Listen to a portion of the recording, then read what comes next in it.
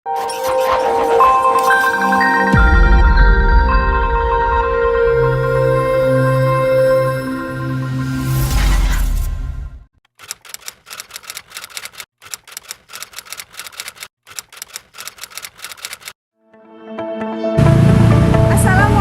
warahmatullahi wabarakatuh. Salam sejahtera, salam PPG Prajabatan.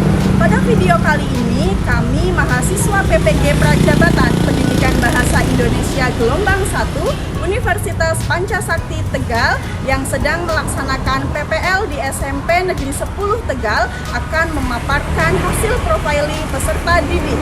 Kami telah mewawancarai dua peserta didik, yaitu Kamila dan Ganesha.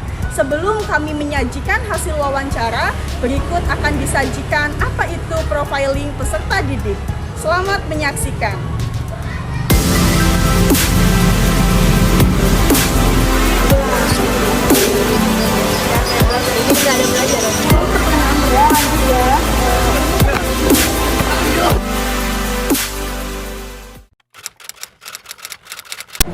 Profiling peserta didik adalah kegiatan pemetaan belajar untuk mengetahui kebutuhan belajar peserta didik, baik dalam segi kesiapan belajar, minat belajar, dan profil belajar peserta didik. Profiling peserta didik juga digunakan untuk mengetahui karakteristik peserta didik yang berbeda-beda dalam suatu kelas. Setiap peserta didik memiliki kemampuan yang berbeda dan kebutuhan belajar yang berbeda.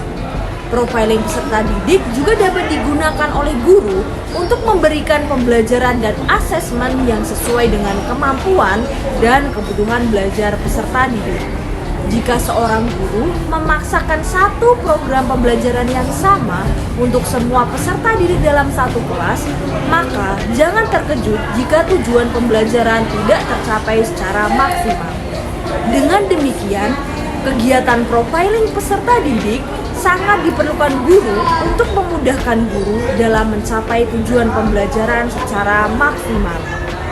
Berikut ini akan dipaparkan hasil dari wawancara kegiatan profiling peserta didik di SMP Negeri 10 Tegal. Selamat menyaksikan. Assalamualaikum warahmatullahi wabarakatuh. Saya di sini sedang bersama salah satu peserta didik dari SMP Negeri 10 Tegal akan melakukan profiling peserta didik. Pertanyaan yang pertama tentang profiling peserta didik yaitu, apa sih yang membuat kamu semangat belajar? Motivasi apa dari Mbak Kamila? Teman-teman, dari orang tua. Motivasi saya belajar di SMP 10 itu untuk meraih cita-cita atau ke jenjang yang lebih tinggi. Soalnya saya di sini sebagai anak pertama untuk meraih cita-cita saya sendiri sebagai pilot. Lalu cita-cita kalian itu apa sih? Mbaknya cita-citanya apa? Dokter. Dokter. Mbaknya? Pengacara. Setiap peserta didik tentu memiliki motivasi belajar tersendiri yang dapat memacu semangat dalam mengikuti pembelajaran di sekolah. Berdasarkan hasil wawancara, hal yang memotivasi peserta didik untuk belajar yaitu: pertama, semangat dari orang tua yang memberikan motivasi dengan cara meluangkan waktu untuk menemani anaknya dalam belajar di rumah. Selain itu, guru juga dapat memberikan motivasi, yaitu dukungan agar prestasi peserta didik terus naik, yaitu dengan menciptakan pembelajaran yang menyenangkan, supaya terciptanya pembelajaran yang berpihak dengan peserta didik. Saya tipe orang itu kalau belajar itu nggak suka belajar terus. Tapi saya itu harus belajar, nanti diselingkan oleh video ataupun lelucon, sehingga saya menerima pelajaran itu dengan baik. Kalau saya belajar, maka saya tidak bisa mengingat dengan baik, karena yang saya belajar 3 jam sebelumnya otomatis akan lupa. Ya, tetapi kalau diselingkan dengan video atau yang saya merasa nyaman ataupun games atau apa, itu merasa saya itu senang banget, kayak pelajaran sebelumnya itu keterima banget di diri gitu. Iya, berarti Ganesha lebih suka pelajaran yang ada ice breakingnya ya. Iya, ada gamenya, terus lihat video, nggak gurunya ngajar, terus ya tipenya seperti itu ya. Iya.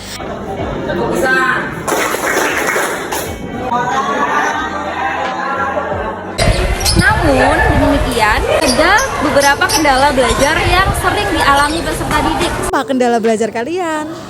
Kendala belajar saya Iya. kalau di kelas itu gaduh berisik. Terus kalau yang cowok-cowok sukanya main bola di kelas. Main bola di kelas. Iya, kira-kira bisa nggak diceritakan kesulitannya apa? Kalau buat tantangan belajar itu pastinya ada banyak sekali kalau dimulai dari kelas 8. Tantangan saya itu saat kelas 8 itu banyak ya.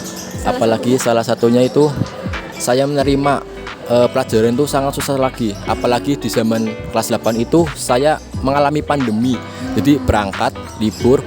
Jadi saya menerima pelajaran itu yang sangat rumit sekali ataupun saya tidak bisa memahami. Tapi akan tetapi di saat hari libur itu saya berusaha untuk menambah jam pelajaran saya sehingga saya dapat memahami pelajaran yang diajarkan sebelum harinya, sehingga saya setelah libur saya tuh paham apa yang diajarkan oleh guru di sekolah. Untuk mengatasi kendala-kendala tersebut, peserta didik secara mandiri dapat melakukan upaya-upaya untuk mengatasi kendala tersebut. Upaya yang dilakukan peserta didik untuk mengatasi kendala tersebut yaitu dengan menegur dan menasihati teman-temannya yang suka mengganggu konsentrasi belajar di kelas. Upaya yang lain yaitu dengan Saat ini saya alhamdulillah sudah bisa melaksanakan dengan baik walaupun agak sedikit susah dalam memahami pelajaran, tapi saya mengulang materi lagi di rumah saat jam pulang sekolah, setelah malam hingga saat sebelum tidur dan setelah tidur. Situ motivasi saya terbangun karena saya ingin melanjutkan cita-cita untuk menjadi seorang pilot. Oke, bagus banget ya cita-citanya menjadi pilot ya. sudah mempersiapkan untuk mencapai cita-cita tersebut, apa mempersiapkan apa saja? Belajar. Kamu ikut les di luar enggak? Enggak, tapi belajar sendiri di rumah. Tapi Ganesha udah banyak upaya pas di kelas 8 karena kurang bisa menerima pelajaran, tapi Ganesha belajar terus. Iya. Kalau untuk hasil belajarnya Ganesha udah puas apa belum? Alhamdulillah untuk saat ini puas dengan hasil yang waktu itu saya rata-rata rapot itu. Iya. Waktu itu alhamdulillah dapat danem yang lumayan banyak sehingga saya bisa ada harapan untuk masuk ke SMA. Cita-cita ayah saya pengen masuk ke SMA sehingga saya punya harapan memasuki SMA 1 gitu. Oke. Semangat ya untuk semangat, Ganesha Bu, ya. ya. Semoga Ganesha bisa jadi pilot ya. Terima kasih, Bu. Amin. Upaya yang lain yaitu dengan giat belajar mengulang materi pembelajaran di rumah dan sungguh-sungguh dalam mengikuti pembelajaran di kelas, sehingga kendala-kendala tersebut dapat teratasi dengan baik. Kedua peserta didik yang kami wawancarai memiliki cita-cita yang sangat tinggi, yaitu menjadi pengacara dan pilot. Terima kasih ya udah mau diwawancarai ya Ganesha ya. Iya, Bu. Terima Sehat kasih. selalu. Saya berterima kasih kepada Mbak Amira dan Mbak Nurul sudah berkenan untuk diwawancara. Sekian wawancara profil peserta didik, ada yang mau diucapkan? Buat teman-teman yang sedang menonton, tetaplah belajar walaupun kalian sulit untuk menerima pelajaran tersebut, tetapi semangatlah sehingga membuahkan hasil karena kita akan berusaha yang akan sia-sia. Demikian hasil profiling peserta didik SMP Negeri 10 Tegal ini kami sampaikan. Kami memperoleh kesimpulan bahwa profiling peserta didik perlu dilakukan oleh guru agar proses dan hasil pembelajaran dapat berjalan secara maksimal. Jika semua profil belajar siswa diketahui dan bisa dipenuhi, maka proses belajar akan berjalan lancar. Siswa akan mendapatkan pengalaman yang menyenangkan. Selain itu, siswa menjadi termotivasi untuk belajar lagi. Yang paling penting, siswa bisa memperkaya pengalaman baru melalui pelajaran yang inovatif. Sekian video ini kami buat, semoga bermanfaat dan bisa diterima dengan baik. Akhir kata, wassalamualaikum warahmatullahi wabarakatuh.